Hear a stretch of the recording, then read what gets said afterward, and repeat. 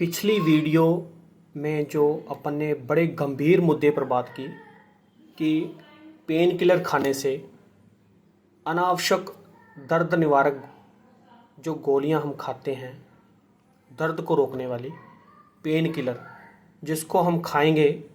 तो हमारे गुर्दे डैमेज हो जाएंगे। बिल्कुल, मैं आज भी इस वीडियो में यही कहूँगा कि अगर हम लगातार पेन किलर बिना डॉक्टर की सलाह से लेते हैं तो हमारे गुर्दे डैमेज हो जाएंगे, हमारे गुर्दे नहीं बचेंगे आने वाले समय में। तो इसके पीछे का जो साइंस है, इसके पीछे जो क्या कारण है कि जो हमारे पेन किलर लेने से गुर्दे डैमेज हो जाते हैं, उसके साइंस पे हम बात करेंगे, उसके पीछे के तथ्य पर बात करेंगे। जैसे हम पेन किलर, कोई भी पेन किलर लेते हैं जो NSAID non steroid anti inflammatory drugs है, जैसे हम वो लेते हैं तो वो क्या करती है, हमारे प्रोस्टाग्लैंडिन, जो हमारे PG जिसको हम कहते हैं शॉर्ट फॉर्म में, प्रोस्टाग्लैंडिन को इनिबिशन कर देती है, यानी कि उसका कार्य को रोक देती है, उसके सक्रीशन को भी रोक देती है और उसको भी रोकती है और उसको कम कर देती है, उसका मेनली उसको कम करती है प्रोस्टाग्लैंडिन को। उसके बाद में क्या होता है, जैसे उसका लेवल कम हुआ वैसे ही हमारे गुर्दे को जो ब्लड सप्लाई जो आर्टरीज करती हैं, रीनल ब्लड फ्लो उसमें कम हो जाएगा, गुर्दे को ब्लड सप्लाई कम हो जाएगी। उसके बाद में क्या होएगा, उसमें एक इंजरी होने लग जाएगी, एक्यूट इंजरी हो जाएगी। जैसे ब्लड फ्लो कम हुआ वैसे उसमें एक्यूट इंजरी हो जाएगी, हमारे यूरिन से खून आने लग जाएगा, हमारे यूरिन में प्रोटीन आने लग जाएगा, प्रोटीन डिटेक्ट होएगा, यूरिन में दिक्कत होएगी, जलन करके यूरिन आएगा, यूरिन में झाग बनने लग जाएंगे। तो उसके बाद में फिर धीरे धीरे प्रोसेस है, उसके बाद में एक्यूट, ये जो इन्फ्लामेशन हो रहा है किडनी के अंदर, एक्यूट इन्फ्लामेशन है, एक्यूट किडनी डिजीज़ कह रहे हैं इसे। बाद में हम फिर भी नहीं रुकेंगे तो फिर क्या होएगा, फिर वो क्रोनिक में चल जाएगा, क्रोनिक किडनी डिजीज़ में चल जाएगा, CKD जिसे कहते हैं। तो उसमें CKD में क्या होएगा, पेशेंट को नेक्रोसिस होने लग जाएगा, किडनी के अंदर ब्लड सप्लाई जैसे कम हो रही है, फिर वो नेक्रोसिस होने लग जाएंगे, पार्ट पार्ट में नेक्रोसिस होएगा, नेफ्रॉन डैमेज होने लग जाएंगे, धीरे धीरे करके हिमचूरिया होएगा, जैसे यूरिन में खून आने लग जाएगा, प्रोटीन लगातार प्रोटीनूरिया होएगा, प्रोटीन में लगातार प्रोटीन आएगा, किडनी के फिल्टर जिसको मैं नेक्रोसिस कह रहा हूँ, नेफ्रॉन कह रहा हूँ, उसमें नेक्रोसिस होने लग जाएंगे, धीरे धीरे करके उनकी संख्या कम होएगी, हमारा यूरिन आना धीरे धीरे कम हो जाएगा, लैक ऑफ यूरिनेशन होने लग जाएगा। पहले धीरे धीरे थोड़ा थोड़ा कम होएगा, फिर उसके बाद में अपने बॉडी में सूजन आने लग जाएगी, चेहरे पर सूजन दिखेगी, पैरों पर सूजन दिखेगी,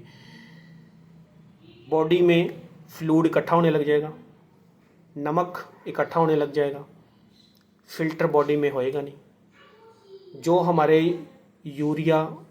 क्रेटिनाइन, यूरिक एसिड, ये जो वेस्ट प्रोडक्ट है बॉडी इसको बाहर निकालती है लगातार, क्योंकि गुर्दे की यूनिट होती है ना जो किडनी की, वो लगातार काम करती रहती है, उन्होंने फिल्टर करना ही है,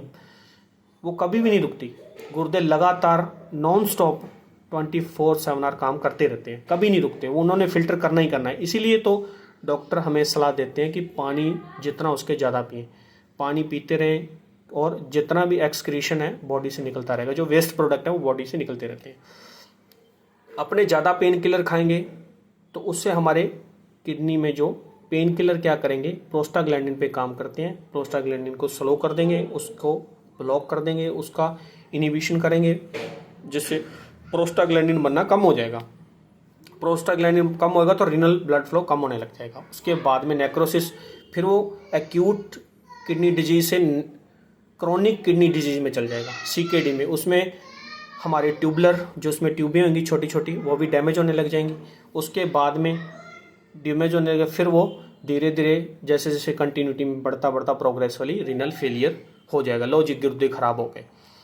अब हमें फिर नेफ्रोलॉजिस्ट को, किडनी वाले डॉक्टर को मिलना पड़ेगा, वो फिर उसका डायलिसिस और वगैरह वगैरह दवाइयाँ चलेंगी, बहुत ज़्यादा दोस्तों खर्चा आ जाएगा इसमें। फिर कई बार तो इतनी ज़्यादा डैमेज हो जाती है तो कई बार तो डॉक्टर ऐसे कह देते हैं भी इसका भी गुर्दा ट्रांसप्लांट करना पड़ेगा, उसके बाद कोई ऑप्शन नहीं है, वो भी एक लिमिट एज पे, एक एज लिमिट पे बोलेंगे डॉक्टर भी इसका गुर्दा चेंज करना पड़ेगा, और कई एल्डर पेशेंट होंगे तो उसमें गुर्दा चेंज नहीं हुआ, वो तो बेचारे जान दे के ही खेड़ा छुड़ाएंगे, नहीं तो उसके बेचारे का किडनी का और कोई समाधान नहीं। इसीलिए मैं कहता हूँ कि जितना उसके पेन किलर आप ऐसे ना खाएं, डॉक्टर की सलाह के अनुसार ही खाएं, और कितने दिन खानी है वो डॉक्टर आपको बताएंगे। आप ऐसे अनाप शनाप अननेसेसरी की पेन किलर खाएंगे तो हमारे स्टमक में अल्सर हो सकता है, हमें हैप्चुअल हो सकता है इनसे,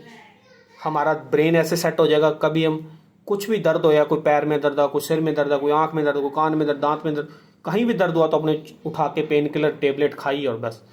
तो हमें क्या, उसकी आदत लग जाएगी, लत लग जाएगी, हमें बार बार पेन किलर खानी पड़ेगी,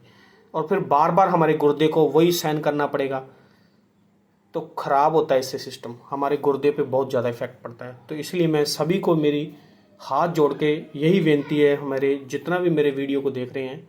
मेरे देशवासी, मैं उनको यही कहूँगा कि कभी भी आप पेन किलर ऐसे ना लें, अनावश्यक पेन किलर बिल्कुल बंद कर दें, स्टॉप कर दें, क्योंकि ये हमारे गुर्दे के लिए बहुत ही हानिकारक हो सकती है। हमारी बॉडी के मेन ऑर्गन फिल्टर करते हैं, जो एक्सक्रीट करते हैं बॉडी से, उनको नुकसान होता है, इससे इंजरी हो जाएगी, नेक्रोसिस हो जाएगा, गुर्दे धीरे धीरे काम करना कम कर देंगे, और हमारी बॉडी में फिर एक्सक्रीशन बढ़ जाएगा, ब्लड में इसका क्रेटिनिन और ब्लड यूरिया का लेवल बढ़ जाएगा। तो नेक्रोसिस, ये इन्फेक्शन या इन्फ्लामेशन होने के बाद में, फिब्रोसिस होने के बाद में किडनी में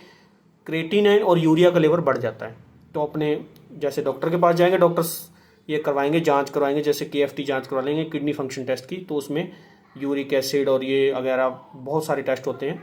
वो सारे blood urea, serum creatinine, blood nitrogen हो गया, और ये सीरम यूरिक एसिड हो गया, इनका लेवल, सीरम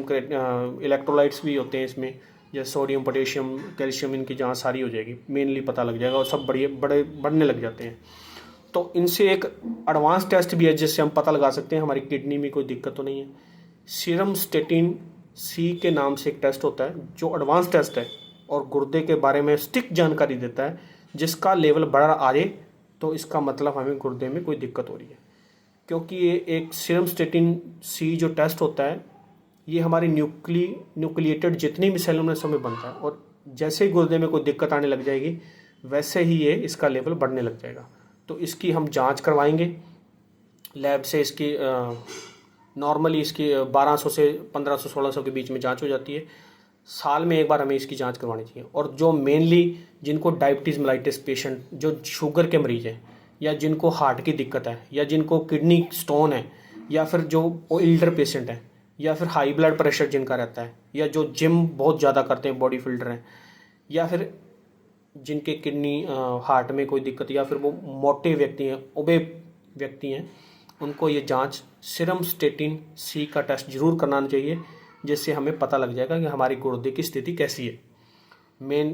पानी ज़्यादा पीना चाहिए। और पेन किलर का तो मैंने आपको बता ही दिया, अनावश्यक जो पेन किलर हैं, जो दर्द निवारक दवाइयाँ हैं, हमें कम से कम यूज़ करनी चाहिए, बिल्कुल करनी नहीं चाहिए। जब डॉक्टर हमें कोई ऐसी कंडीशन आ जाए, कोई फ्रैक्चर हो जाए, कोई बहुत बड़ा पेन होने लग जाए, शार्प पेन, तब डॉक्टर की सलाह से उसको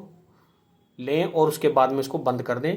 क्योंकि पेन किलर हमारे परमानेंट समाधान नहीं करते, वो एक बार रोकेंगे दोबारा दर्द से चालू होने लग जाएगा। मेन उसकी जो प्रॉब्लम है, उसको दर्द की मेन जो प्रॉब्लम होती है उसको ढूंढें, और उसका जो ट्रीटमेंट होएगा वो डॉक्टर से आप करवाएं। और पानी ज़्यादा पिएं, और जितना हो सके पेन किलर से बचें। और मैं इसी वीडियो में आज आपको सबको ये बताऊंगा कि मेरी जो ये वीडियो है, जो किडनी पेशेंट पे मैंने बनाई, किडनी गुर्दे में अपने जो पेन किलर कैसे इफेक्ट डालते हैं, तो आप इस वीडियो को शेयर करें। आपको अच्छी लगे तो ऐसे मैं वीडियो और बनाऊंगा जानकारी वाली, जो हमारे शरीर पर क्या क्या इफेक्ट डालता है, कौन सी कई चीज़ों से, और क्या क्या हमें खाना चाहिए, क्या नहीं खाना चाहिए। बहुत सी ऐसी वीडियो बनेंगी। तो मेरी वीडियो को शेयर करें, मेरे चैनल को सब्सक्राइब करें, लाइक करें, कमेंट करें, और ज़्यादा से ज़्यादा शेयर करें अपने दोस्तों में, ताकि हम हमारे देशवासियों की गुर्दों को सुरक्षित करें, उन्हें अच्छा रख सकें और अच्छा महसूस उनको करा सकें। धन्यवाद, नमस्कार।